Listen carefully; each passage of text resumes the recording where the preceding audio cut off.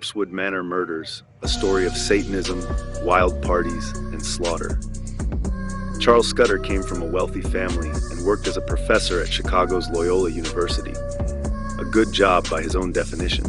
Described by those who knew him as brilliant, he, however, eventually grew fed up with city life and, in 1976, left the luxury of his Chicago mansion in pursuit of a simpler life.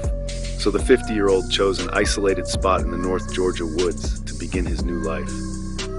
After leaving behind most of his worldly possessions, he headed for the south with his lover, Joe Odom, constructing a new residence by hand in the depths of the forest.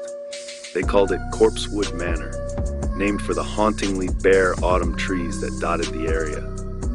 But Scudder's gay relationship was far from the only secret he'd been keeping, for he was also an official member of the Church of Satan. Scudder also fashioned a stained glass window adorned with a prophet known as Baphomet, an important figure in the Church of Satan. And while Scudder took his Satanism seriously, he didn't worship Satan. Instead, he was an atheist who chose to celebrate the base worldly pleasures that he and other church members felt were denied them by the other Abrahamic religions.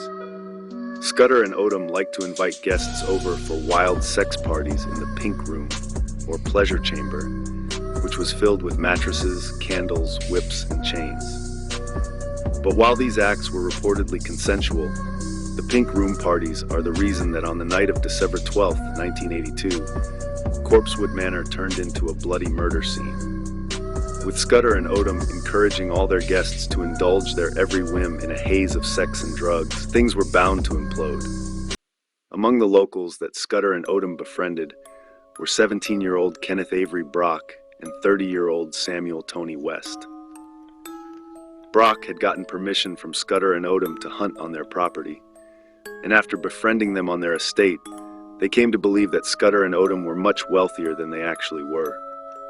Brock and West decided to return to Corpsewood to rob Scudder and headed to Corpsewood Manor on December 12, 1982, with guns in tow. When they were there, they retrieved a rifle from the car and promptly shot Odom and the two dogs.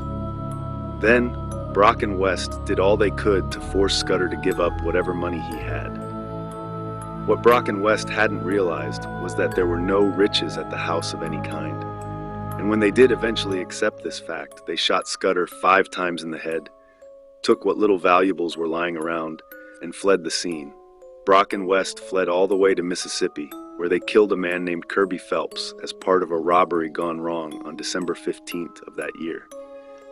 Afterward, perhaps feeling remorseful, Brock returned to Georgia and turned himself in to police on December 20th.